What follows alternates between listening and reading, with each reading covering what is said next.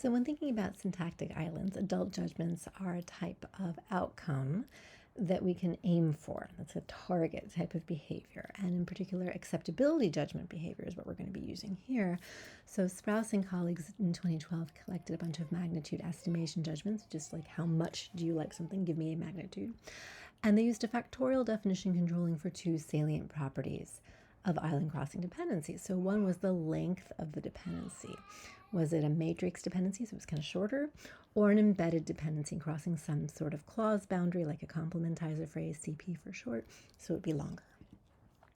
And then the presence or absence of an island structure, in the dependency, whether or not the dependency, rather in the utterance, whether or not the dependency actually crossed, just the presence of the structure. You could have a non-island structure, so no island, or you can have an actual island structure, whether or not the dependency actually crossed it. And the idea is that you can design stimuli very carefully that control for these two factors. So let's look at subject islands. So you can have a matrix dependency with a non-island structure present. Who thinks the necklace is expensive?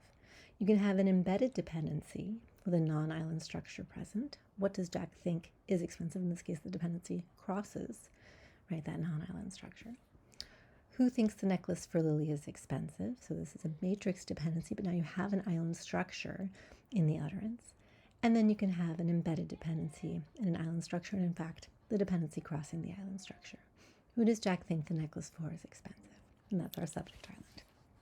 Now, you can do this for the other island types as well. So here are the weather island stimuli, the same crossing of matrix and embedded, non-island versus island. To get your weather island, what does the teacher wonder whether Jack stole?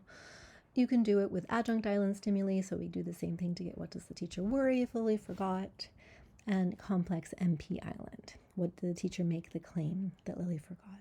Right?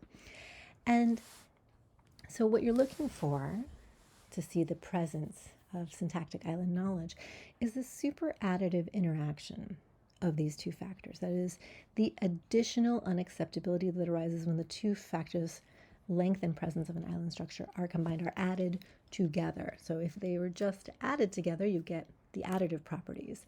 If you get additional unacceptability, that's super additive, beyond just the addition of these two factors, right? They're independent contributions. Let me show you what that looks like. If you have an interaction plot like this, right, where you have matrix versus embedded, non-island versus island, you might like, for example, you might judge a matrix dependency with a non-island structure. You like it this much, whatever that is, right? Now, if it is an embedded dependency with a non-island structure, you like it a little less, like the line goes down. Not a lot, but like a little, because, you just like it less. That's just how it is. Go back to our matrix and non-island structure. If I change this to a matrix dependency but with an island structure present, even if the dependency doesn't cross it, I still just kind of like a little less, right? So what happens when I have a dependency that's an embedded dependency and an island structure present? Well, if it was just the combination of going from matrix to an embedded, I would go down that much. If I then just didn't like it because of an island structure present, I would go down that much, and we'd end up down here, right? I would have actually a sort of a parallel line right there. But in fact, it's worse, right? It's all the way down here.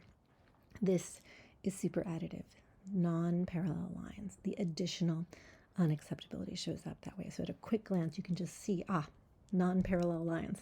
There we go, super additive. Versus if it was just the addition of the two factors, I get parallel lines. No additional unacceptability, not super additive. So we're looking for this pattern as a signal that, yeah, there's some extra badness that comes when you cross a syntactic island. And that's what they found when they got judgments from 173 adult subjects for 4 different island types, or complex MP, subject, weather, and adjunct. And so this was then the knowledge that dependencies crossing these island structures are really strongly dispreferred. Like, adults really don't like them.